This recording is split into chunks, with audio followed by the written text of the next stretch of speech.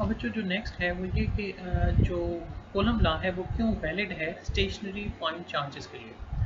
तो उसमें जो पहली बात है कि ये वैलिड है पॉइंट चार्जेस के लिए, ऐसा क्यों है। तो उसमें बात ये है कि जब हम डिस्टेंस की बात करते हैं, डिस्टेंस फ्रॉम द सोर्स या डिस्टेंस बिटवीन द चार्जेस, तो ये तभी पॉसिबल है जो कि पॉइंट के दरमियान हो, ना कि डिस्ट्रीब्यूशन के दरमियान।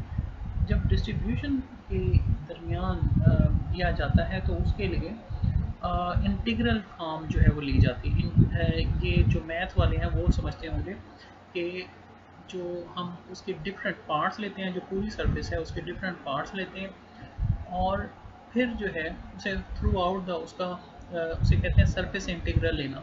सरफेस इंटीग्रल को आप यूँ समझ सकते हैं कि जैसा कि अगर आपको याद हो कि आप फर्स्ट ईयर में work done by a variable force लेते थे, तो वहाँ पर जो एरिया अंडर द कर्व था उसे स्मॉल पार्ट्स में डिवाइड करते थे, ठीक है, ताकि वो आप उसका समेशन ले सकें। तो उस प्रोसेस को इंटीग्रल फॉर्म कहते हैं। खैर सिंपल वर्ड्स में मैं इसे यूँ कह सकता हूँ कि एक एग्जांपल लेते हैं। अब फर्ज करें कि मैंने एक स्फीयर बनाया, ठीक है, एक स्फीयर बनाता हूँ ये, और एक दूसरा स्फीयर है। अब इस पे भी चार्ज है एक स्फीयर पे, और दूसरे पे भी चार्ज है, ठीक है, कोई भी चार्ज है, प्लस माइनस कुछ भी ले सकते हैं। अच्छा, अब क्या ये एज अ पॉइंट चार्ज के तौर पे एक्ट कर सकते हैं। अब अगर आप देखें, अगर हम फर्ज करें कि ये वाकई रियल हैं और इतने ही डिस्टेंस पर हैं और इतना ही इनका साइज है, ठीक है, तो फिर क्या है, ये कहलाएगी distribution of charge, not a point charge. क्यों? क्योंकि जो डिस्टेंस बिटवीन द चार्जेस है वो बहुत ही कम है as compare to the size of the charge. तो इस वजह से ये एक्ट नहीं कर सकते एज अ पॉइंट के तौर पे, क्योंकि आपको याद हो कि पॉइंट चार्ज की डेफिनेशन क्या है, तो उसके इस पे अप्लाई करते हैं। तो ये कहलाएगी, ये जो सरफेस कहलाएगी, क्या कहलाएगी, डिस्ट्रीब्यूशन ऑफ चार्ज। अब इसके लिए यानी कि हम वैलिड नहीं कर सकते। ये तभी वैलिड होता कि जब जो डिस्टेंस है वो काफ़ी ज़्यादा होता as compare to the size of the charge. फिर हम क्या करते कि ये जितना भी चार्ज है, फर्ज करें इनके दरमियान डिस्टेंस काफ़ी ज़्यादा होता, तो इनका जितना भी चार्ज है वो हम कंसनट्रेटेड एट द सेंटर ले लेते हैं। फर्ज करें कि डिस्टेंस काफ़ी ज़्यादा है, ठीक है, तो ये जो जितना भी चार्ज है इसे कंसनट्रेटेड एट द सेंटर ले लेते हैं, और वो जो नेट चार्ज के दरमियान जो चार्जेस के जो मिड पॉइंट है, जो सरफेस का मिड पॉइंट है, वो जो डिस्टेंस है वो डिस्टेंस बिटवीन द चार्ज आ जाएगा, ठीक है। तो अगर डिस्ट्रीब्यूशन होती है यानी कि, तो फिर हम क्या करते हैं, तो फिर वो जो फॉर्म है वो चेंज हो जाती है, आपको पूरा सरफेस कंसीडर करनी पड़ती है, उसका सरफेस एरिया लेना पड़ता है, तब जाके आप उसे अप्लाई कर सकेंगे, ठीक है। तो इसमें जो डिस्टेंस आया है वो डिस्टेंस बिटवीन जो चार्जेस है वो पॉइंट चार्जेस आया है, वो डिस्टेंस बिटवीन द डिस्ट्रीब्यूशन नहीं है। क्या डिस्ट्रीब्यूशन के लिए भी कूलम लॉ अप्लाई कर सकते हैं? अप्लाई कर सकते हैं, लेकिन फिर वो फार्मूला इस फॉर्म में नहीं होगा, f is equal to k q one q two over are square. वहाँ पे हमें थोड़ा मैथ जो है वो कम्प्लेक्स करना पड़ेगा। इसी तरह it is how ever not valid for the moving charge, दूसरा पॉइंट। अब ऐसा क्यों है, होता यह है कि आपको शायद याद हो कि हम 10th में पढ़ा था कि अगर चार्ज अगर स्टैटिक है, रुका हुआ है, तो वो अपने इर्द गिर्द क्या प्रोड्यूस करता है, वो अपने इर्द गिर्द इलेक्ट्रिक फील्ड प्रोड्यूस करता है। लेकिन फ़र्ज़ करें अगर वो मूव करता है तो अपने इर्द गिर्द क्या प्रोड्यूस करता है, वो अपने इर्द गिर्द इलेक्ट्रिक फील्ड तो चार्ज का होता ही है, लेकिन फिर वो अपने इर्द गिर्द मैग्नेटिक फील्ड भी प्रोड्यूस करता है। तो ये जो फार्मूला है f equal to k q one q two over r square, ये फार्मूला मैग्नेटिक इफेक्ट को नहीं काउंट कर रहा, ये सिर्फ इलेक्ट्रिक इफेक्ट को काउंट कर रहा है। तो इसी तरह यानी कि मूविंग चार्ज के लिए भी कूलम लॉ का एक फार्मूला बनता है, लेकिन वो क्या है, वो कम्प्लेक्स है। वो ये जो सिंपल फॉर्म हम यूज़ करते हैं physical k q one q two over r के, ये फिर अप्लाई नहीं कर सकते, ठीक है। तो इस वजह से अगर कोई पूछे स्टेशनरी पॉइंट चार्जेस, तो पहले पॉइंट चार्जेस क्यों हैं, क्योंकि जो डिस्टेंस जिस डेफिनेशन में हम लेते हैं, ये डिस्टेंस बिटवीन द पॉइंट्स हो सकता है, लेकिन डिस्टेंस फॉर डिस्ट्रीब्यूशन नहीं हो सकता, ठीक है। डिस्टेंस फॉर द डिस्ट्रीब्यूशन लेने के लिए हमें उसकी क्या लेनी पड़ती है, इंटीग्रल फॉर्म, वो जो सारी सरफेस है उसको हम कंसीडर करते हैं। फिर मतलब जो फॉर्म बनती है वो जो मैथमेटिकल फॉर्म है वो कंपैरेटिवली क्या है, कम्प्लेक्स है, ठीक है, जो कि इस सिंपल फॉर्म से सॉल्व नहीं हो सकती। इसी तरह जो मूविंग चार्ज है उसके लिए आप क्या करते हैं, मूविंग चार्ज में भी, यानी कि मूविंग चार्ज के लिए भी जाहिर है उनके दरमियान फोर्स ऑफ अट्रैक्शन तो होगी या रिपल्शन भी होगी, तो उसके लिए भी फार्मूला है। लेकिन ये जो फॉर्म है F=Q1Q2/r², ये वैलिड नहीं होगी। क्यों? क्योंकि मूविंग चार्ज के मैग्नेटिक इफेक्ट्स भी होते हैं जिसे इस फार्मूले में काउंट नहीं करते। नेक्स्ट बच्चों, हमने इक्वेशन में जो पढ़ा था F=K Q1 Q2/r², उसमें K क्या होता है? K को इलेक्ट्रिक कांस्टेंट कहते हैं या प्रोपोर्शनैलिटी कांस्टेंट के तौर पे यहाँ पे यूज़ हो रहा है। तो K जो है, या उसे कूलम्ब लॉ कांस्टेंट कहते हैं, इसकी वैल्यू जो है वो डिपेंड करती है दो मेन फैक्टर्स पर। एक है कि जो मीडियम बिटवीन द चार्जेस हैं, और दूसरा ये कि जो यूनिट्स हम यूज़ करते हैं, अगर यूनिट्स जो है वो आप जैसा कि मीटर की जगह कुछ और यूज़ करें, ठीक है, इसी तरह चार्ज कॉलम की जगह हम माइक्रो कॉलम वगैरह जो है वो यूज़ करें, और तो या फोर्स की जगह आप जो है वो डाइंग यूज़ करें, तो उसकी वैल्यू चेंज हो जाएगी, ठीक है। तो अगर हम ऐसे यूनिट्स में इसकी वैल्यू लें, द वैक्यूम या एयर, तो ये वैल्यू 9 × 10⁹ न्यूटन मीटर स्क्वायर पर कूलम स्क्वायर होती है। और इसकी वैल्यू जो है वो डिफरेंट मटेरियल्स के लिए डिफरेंट है, यानी कि अगर आप मीडियम को चेंज करेंगे तो जो फोर्स है बिटवीन द चार्जेस वो भी चेंज हो जाएगी, ठीक है। वैल्यू ऑफ के से किस तरह अफेक्ट करते हैं, ये लास्ट में कि मीडियम प्लेस करने से कैसे वो अफेक्ट होता है, तो ये लास्ट पैराग्राफ में डिस्कस किया गया है। तो वहाँ पे हम ये जो लास्ट बात है इसको हम वहाँ पे डिस्कस करेंगे, ठीक है। और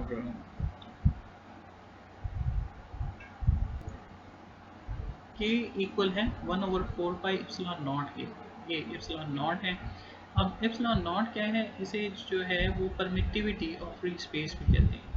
अब परमिटिविटी ऑफ फ्री स्पेस ये क्या है बच्चों, ये बिल्कुल ऐसा ही है कि अगर आपको याद हो कि हम रिफ्रैक्टिव इंडेक्स लेते हैं। अब रिफ्रैक्टिव इंडेक्स अगर हम एयर या वैक्यूम के लिए तकरीबन 1 लेते हैं। अब इसका क्या मतलब है, इसका मतलब ये होता था रिफ्रैक्टिव इंडेक्स का कि इसकी स्पीड जो है वो वही रहेगी, के जितनी है वैक्यूम में उतनी एयर में ही रहेगी तकरीबन, जैसे 3 × 10⁸ अगर किसी मीडियम का रिफ्रैक्टिव इंडेक्स 2 था तो फिर उसका क्या होता था, उसका मतलब ये होता था कि जो स्पीड ऑफ लाइट है वो उस मीडियम में 2 टाइम्स कम हो जाएगी, ठीक है। इसी तरह अगर 3 होता था तो इसका मतलब है उस मीडियम में वैक्यूम के कंपैरेटिवली जो स्पीड है लाइट की वो इतने टाइम्स 3 टाइम्स कम हो जाएगी। तो permittivity of the free space ये रिप्रेजेंट करती है कि ये एबिलिटी है वैक्यूम की कि वो कितना इलेक्ट्रिक फील्ड को परमिट करती है, कितना एक चार्ज दूसरे चार्ज को इन्फ्लुएंस कर सकता है, ठीक है। और इसकी जो वैल्यू है वो 8.85 × 10⁻12 कूलम स्क्वायर पर न्यूटन मीटर स्क्वायर है। या आप इसे यूँ कह सकते हैं कि जो के का यूनिट है वो एप्सिलॉन नॉट के यूनिट के ऑपोजिट है, ठीक है। अगर उसका यूनिट न्यूटन मीटर स्क्वायर पर कूलम स्क्वायर है तो इसका यूनिट कूलम स्क्वायर पर न्यूटन मीटर स्क्वायर है। और अगर बेस यूनिट्स में लिखें तो वो सामने लिखा हुआ है, ठीक है। तो इस तरह आप इसकी डायमेंशंस वगैरह भी लिख सकते हैं। फिर बच्चों चंद चीज़ें ऑब्जेक्टिव के लिए आ जाती हैं, मिसाल के तौर पे कि जैसे कि लिखा हुआ है कि मल्टीप्लाई एप्सिलॉन नॉट आ जाए तो पूछा जाए ये किसके बराबर होगा, तो ये हम लिख सकते हैं ना 1/4 के, ठीक है। या अगर पूछा जाए 4 पाई एप्सिलॉन नॉट किसके इक्वल है, तो आपको पता है कि किसके इक्वल होगा 1/k के, ठीक है। तो मतलब इसी इक्वेशन को अगर कोई और मरोड़ के पूछ ले तो उम्मीद है कि आपको समझ आ जाएगी। फिर एप्सिलॉन नॉट की तीसरे पॉइंट पर डेफिनेशन लिखिए कि capability of the vacuum to permit electric field. Lines भी आगे लिखा हुआ है, इलेक्ट्रिक फील्ड लाइंस क्या होते हैं ये आगे हमारा टॉपिक आ रहा है, ठीक है। उसमें हम डिटेल से डिस्कस करेंगे। एक इलेक्ट्रिक फील्ड को रिप्रेजेंट करने के लिए जो इमेजिनरी लाइंस ड्रा करते हैं वो इलेक्ट्रिक फील्ड लाइंस है, डिटेल आगे आ रहा है, ठीक है। और ये इसमें किन किन क्वांटिटीज़ को रिलेट किया गया है, तो इसमें देखिए कूलम स्क्वायर है, न्यूटन है और मीटर स्क्वायर है, यानी कि चार्ज को किस तरह रिलेट किया जाता है इन टर्म ऑफ फोर्स और जो लेंथ यानी कि मीटर स्क्वायर डायमेंशंस जो है आ जाएगा। और जो लास्ट है कि डाइइलेक्ट्रिक मीडियम क्या होता है। डाइइलेक्ट्रिक मीडियम जो है वो जब हम किसी मटेरियल में ये एक इंसुलेटर होता है, ठीक है। तो ये इंसुलेटर को जब हम किसी चार्जेस के दरमियान रखेंगे तो वो पोलराइज हो जाए, तो उसे हम डाइलेक्ट्रिक कहते हैं। इसके जो थोड़ा बहुत हिंट है, शायद आपको याद हो, ये हमने कैपेसिटर वाले टॉपिक में पढ़ा था 10th में, ठीक है। तो हम क्या करेंगे, किसी इंसुलेटर को इलेक्ट्रिक फील्ड के इनके चार्जेस के दरमियान प्लेस करेंगे, तो वो जो इंसुलेटर है अगर उसके पोल्स बन जाए, ठीक है। हम मिसाल के तौर पे फर्ज करें कि हमने ये मटेरियल रखा जो कि न्यूट्रल है, सही, और इधर पॉजिटिव चार्ज है, एक साइड पर यहाँ पॉजिटिव चार्ज है, ठीक है। तो अब क्या होगा, अब ये जो मटेरियल के जो एटम्स हैं वो इस तरह पोलराइज होंगे कि पॉजिटिव की तरफ उसका नेगेटिव पार्ट अट्रैक्ट हो जाएगा और जो दूसरा एटम का पोर्शन है पॉजिटिव वो दूसरी साइड पर चला जाएगा। इसी तरह मतलब बहुत सारे बन जाएंगे जो मॉलिक्यूल्स हैं। तो इस तरह की जो अरेंजमेंट है इस तरह का जो मटेरियल है जिसके अंदर ये अरेंजमेंट पाई जाए वो क्या कहलाएगा, डाई इलेक्ट्रिक। फिर भी जो रिलेटिव परमिटिविटी क्या होती है, रिलेटिव परमिटिविटी जैसा कि आपको बताया कि एक रिफ्रैक्टिव इंडेक्स की हमने बात की कि फलां चीज़ का रिफ्रैक्टिव इंडेक्स इतना है, तो इसका मतलब यह है कि उस चीज़ में इतनी स्पीड कम हो जाएगी, अगर 2 है तो 2 टाइम्स, 3 है तो 3 टाइम्स। तो रिलेटिव परमिटिविटी क्या है कि जो फ्री स्पेस है उसकी एक एबिलिटी है इलेक्ट्रिक फील्ड को परमिट करने की। अब रिलेटिव परमिटिविटी क्या है कि फलां मटेरियल अगर हम रखेंगे बिटवीन द चार्जेस तो उसकी जो ability to permit the electric field है वो कितनी रह जाएगी, ठीक है। फर्ज करें कि अगर यहाँ पर 2 है तो इसका मतलब ये है कि जब फ्री स्पेस थी तो उस वक्त जो ability to permit the electric field थी वो ज़्यादा थी और अब वो 2 टाइम्स डिक्रीज हो गई है, ठीक है। इसी तरह अगर फ़र्ज़ करें कि जैसे कि हमने पीछे एक जगह पढ़ा था कि वाटर के लिए 80 टाइम्स है, तकरीबन 80 है रिलेटिव परमिटिविटी। तो इसका वैसे एक्चुअल वैल्यू 78.5 है, ये बुक में साइड पे टेबल बना हुआ है उसमें देख लीजिएगा, तो उसमें रिलेटिव परमिटिविटी की डिफरेंट वैल्यूज़ लिखी हुई हैं।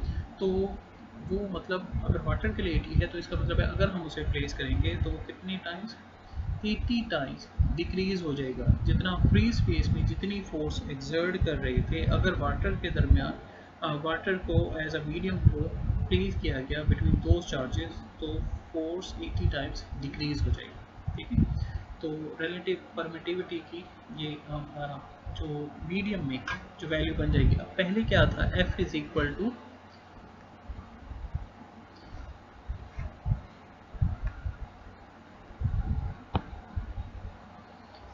एफ इज इक्वल टू क्या था, के Q1 Q2 over are square, ठीक है।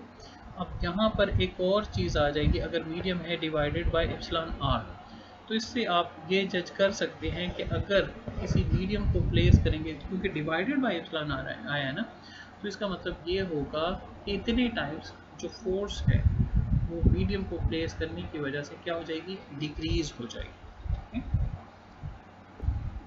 और जो नेक्स्ट है वो ये कहता है कि जो कूलम लॉ है वो म्यूचुअल फोर्स है। म्यूचुअल फोर्स यानी कि एक चार्ज जो फोर्स लगाता है दूसरे चार्ज पर, दूसरा चार्ज जो है वो उतनी फोर्स लगाता है पहले चार्ज पर। इवन के मैग्नीट्यूड डिफरेंट हो सकते हैं। मिसाल के तौर पर Q1 है, फ़र्ज़ करें 3 कूलम, और Q2 है, फ़र्ज़ करें 2 कूलम, ठीक है।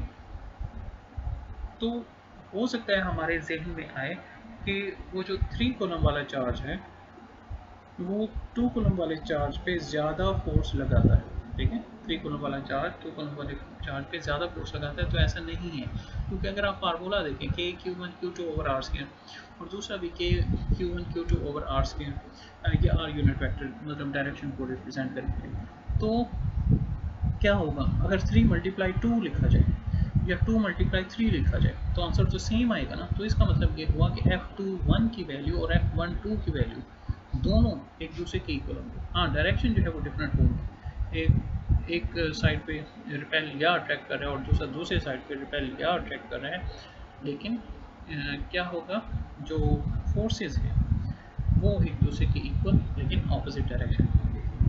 एक और चीज़ वो ये है कि जो चार्जेस हैं वो इक्वल फोर्स लगा सकते हैं, लेकिन हो सकता है उस फोर्स की वजह से जो मैग्नीट्यूड ऑफ डिस्प्लेसमेंट है या वेलोसिटी या एक्सेलरेशन है वो डिफरेंट हो सकता है depending on mass of the charge. एक चार्ज की मैस ज़्यादा है, एक चार्ज की मैस कम है, तो दोनों पर अगर सेम फोर्स लगती है तो ये पॉसिबल है कि जो ज़्यादा मैस वाला चार्ज है वो कम डिस्प्लेस हो या उसकी कम वेलोसिटी हो या उसका कम एक्सेलरेशन एज कम्पेयर टू जिस जो कि कंपैरेटिवली लाइट है।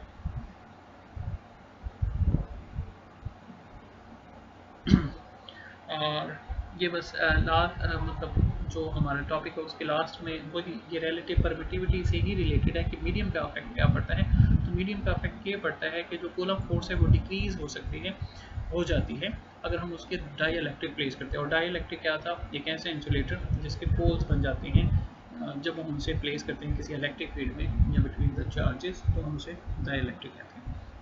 और कितना इलेक्ट्रिक फील्ड डिक्रीज हो जाता है, epsilon R times, epsilon R times. और एप्सिलॉन आर क्या है, रिलेटिव परमिटिविटी। वैक्यूम में जो फार्मूला है वो ये है इक्वल टू के Q1 Q2 और आर स्क्वायर, या के की वैल्यू 1/4 पाई एप्सिलॉन नॉट।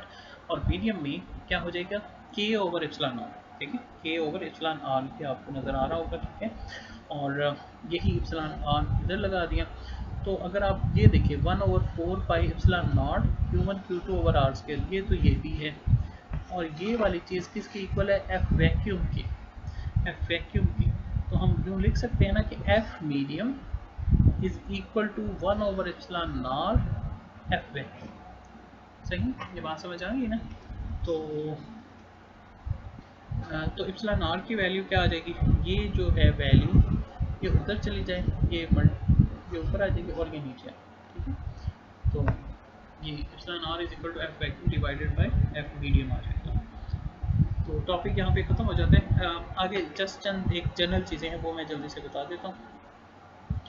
जैसे कि इसमें देखें कि अगर दो चार्जेस फिक्स्ड हैं तो ये जो रेड चार्ज पे जो है वो फोर्स क्या लग रही होगी कि अगर नेगेटिव चार्जेस हैं तो जाहिर है नेगेटिव चार्जेस हैं और ब्लू वाले, और रेड है वो पॉजिटिव है तो वो उसे अट्रैक्ट करेंगे। तो इस तरह की फोर्स को कैसे निकालना है, क्योंकि ये फोर्स एक वेक्टर क्वांटिटी है तो इस वजह से आपको इनकी जो डायरेक्शन है उसका भी ख्याल रखना पड़ेगा। ठीक है, तो ये उधर अटैक कर रहा है, ये उधर अटैक कर रहा है, तो जो नेट फोर्स आएगी दोनों की वो दोनों का वेक्टर सम आ जाएगा।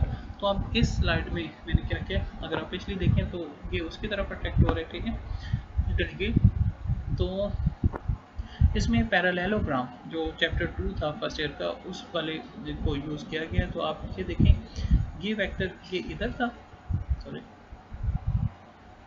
देखिए जी, ये एक वेक्टर इधर है और एक वेक्टर इधर है। ठीक है, अब ये जो इधर वाला वेक्टर है, ठीक है, इसके पैरेलल हमने इधर वेक्टर दूसरे को ड्रा करना है। ठीक है, इसके पैरेलल ये वेक्टर ड्रा किया तो ये दोनों एक किस्म के हेड टू टेल रूल के जरिए ऐड हो गए, तो इनका जो रिजल्टेंट आएगा वो होगा इधर पे।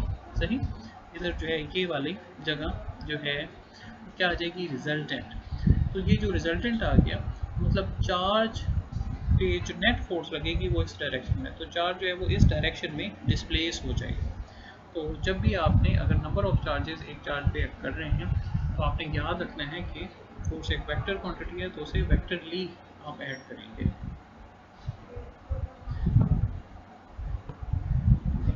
इसी तरह ये अगर आप फ़र्ज़ करें कि ये चार्जेस हैं कि सस्पेंडेड है विद अ स्ट्रिंग, तो क्या होगा, अब इसमें चार्ज है, अब इस पर कितनी फोर्सेज लग रही हैं, एक तो उनके दरमियान इलेक्ट्रिक फोर्स होगी और दूसरी कौन सी होगी, टेंशन वाली फोर्स होगी, और तीसरी फोर्स कौन सी होगी, ग्रेविटेशनल फोर्स होगी। ठीक है, तो यहाँ पे फ़र्ज़ करें मैं एक सवाल करता हूँ कि ये जो क्वेश्चन लिखा हुआ है इसको छोड़ के कि फ़र्ज़ करें कि जो इधर वाला चार्ज है वो कंपैरेटिवली ज़्यादा बड़ा है। ठीक है,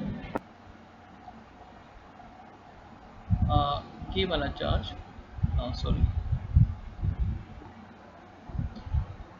ये वाला चार्ज जो है वो ज़्यादा बड़ा है। ठीक है, और ये कंपैरेटिवली चार्ज मतलब मैथ के हिसाब से कि फ़र्ज़ करें m1 ग्रेटर है m2 से, चार्ज दोनों बराबर हैं, तो बताएं एंगल कौन सा बड़ा होगा, एंगल कौन सा बड़ा होगा। इसमें क्या कहा मैंने, चार्जेस दोनों बराबर हैं M1 ज़्यादा है M2 से, तो किसका एंगल ज़्यादा होगा? तो जिसकी मैस कम होगी वो ज़्यादा डिस्प्लेस होगा, जिसकी मैस कम होगी वो ज़्यादा डिस्प्लेस होगा। इसका मतलब है ये वाला एंगल ज़्यादा हो सकता है क्योंकि ये ज़्यादा दूर जो है वो चला जाएगा ड्यू टू स्मॉल मैस। तो इनके चार्जेस सेम होने का मतलब ये नहीं होगा कि जो चार्जेस का डिस्प्लेसमेंट है या एक्सेलरेशन वो भी बराबर ही होगा, ठीक है। इसी तरह अगर इलेक्ट्रॉन और प्रोटॉन एक दूसरे को अट्रैक्ट करते हैं तो इसका मतलब ये नहीं है कि अगर वो इक्वल फोर्सेस एक दूसरे पे एक्सर्ट करते हैं तो वो डिस्प्लेस भी इक्वल ही होंगे। इलेक्ट्रॉन का जो एक्सेलरेशन है वो ज़्यादा होगा एज़ कम्पेयर टू प्रोटॉन के ड्यू टू लेस मैस। और बस हम इसे जल्दी से ख़त्म करते हैं, ठीक है। इस एग्जाम्पल को मैं स्किप कर रहा हूँ कि बुक में एग्जाम्पल्स हैं, ठीक है। ये बुक में एग्जाम्पल है, एग्जाम्पल 12.1, इसे देख लीजिएगा और सॉल्व कीजिएगा। और नेक्स्ट जो है ये भी न्यूमेरिकल से है, ठीक है, इसे देख लीजिएगा और सॉल्व कीजिएगा। उम्मीद है कि आप कर लेंगे। ये गालमन पैरा न्यूमेरिकल है। अब हम थोड़ा बुक को देख लेते हैं, ठीक है। तो इसमें बुक में मैंने मेन पॉइंट्स जो है वो लिखे हैं, जिसमें पहला है इलेक्ट्रोस्टैटिक्स की डेफिनेशन है, ठीक है। फिर जो पहले पैराग्राफ की लास्ट लाइन है उसमें ये है कि वी ओwe our existence to electrical force. इसी तरह कूलम लॉ क्या होता है, इसमें आपने याद रखना कब पेश किया गया और किसने पेश किया। फिर उसकी डेफिनेशन है, नीचे जो है वो इक्वेशन है। और फिर अगर आप उसके नीचे जो ब्लैक कलर में मार्क किया गया है, इसमें ये बताया कि के क्या है, के प्रोपोर्शनलिटी कांस्टेंट है, किन फैक्टर्स पर डिपेंड करता है, मीडियम की नेचर पे और जो सिस्टम ऑफ यूनिट्स है उस पर, के इज इक्वल टू 1/4πε0 है। और फिर जो नेक्स्ट है उसमें यह है कि एप्सिलॉन नॉट जो है उसकी वैल्यू किसके इक्वल होती है, 8.85 इंटू 10⁻12 न्यूटन मीटर स्क्वायर पर कूलम स्क्वायर है। और k इज इक्वल टू 1/4πε0, इसकी वैल्यू क्या है, 9 इंटू 10⁻9 न्यूटन मीटर स्क्वायर पर कूलम स्क्वायर है। और इसका जो फार्मूला है f equal to 1/4πε0 Q1 Q2 over r square. फिर जो नेक्स्ट पैराग्राफ है उसमें वो ये बताता है कि ये फोर्सेस जो है क्या है, म्यूचुअल है। इसका मतलब ये है कि अगर F12 अब F12 उसने किसको नाम दिया है कि जो फोर्स है Q1 exerts force on Q2 and Q2 exerts force on Q1 if denoted by force exerted by Q2 by Q1 as F21, ठीक है। तो F21 उसने लिखा है तो 2 on और 1 क्या है by, तो F21 का क्या मतलब होगा, on Q2 by Q1। ये जहाँ इंडिगो कलर का 12.4 के ऊपर लिखा हुआ है, इसके ऊपर ये बात लिखी हुई है, ठीक है। तो F12 इक्वल एंड ऑपोजिट होगा माइनस F21 के। अच्छा, तो जो नेक्स्ट है वो पैराग्राफ में वो ये बताता है कि अगर in term of unit vector लिखें तो हम कैसे लिखेंगे। जाहिर है जो यूनिट वेक्टर्स हैं अगर दोनों की जो फोर्सेस की डायरेक्शन एक दूसरे के ऑपोजिट है तो यूनिट वेक्टर्स भी एक दूसरे के ऑपोजिट ही होंगे। तो F21 का जो R21 यूनिट वेक्टर है तो F12 के R12 यूनिट वेक्टर के क्या होगा, ऑपोजिट डायरेक्शन में होगा, ठीक है। और जो नेक्स्ट स्लाइड है उस पर चलते हैं। और इसमें वो ये अफेक्ट ऑफ मीडियम बताता है, जो ग्रीन बॉक्स है। If the medium of an insulator is actually referred as dielectric, it has been found that the presence of the dielectric always reduces the electrostatic force, ठीक है, as compare to the free space. और इसको relative permittivity कहते हैं। और ये formula in the presence of relativity ये लिखा हुआ है, F is equal to 1/4πε0 epsilon Q1 Q2 over r square, ठीक है बच्चों, पढ़ लीजिएगा, ठीक है। और देख लीजिएगा और जो भी क्वेश्चंस है मुझे पोस्ट कर दीजिएगा, चाहे आप मुझे व्हाट्सएप कर सकते हैं, ईमेल कर सकते हैं, या इधर जहाँ मैंने जो वीडियो अपलोड की है इसके नीचे भी कमेंट करना चाहें, जैसे भी आपको पसंद हो आप कर सकते हैं। तो आपके क्वेश्चंस के आंसर मैं दे दूँगा, ठीक है, नेक्स्ट लेक्चर से पहले। तो आप लोगों का बहुत शुक्रिया। अल्लाह हाफ़िज़।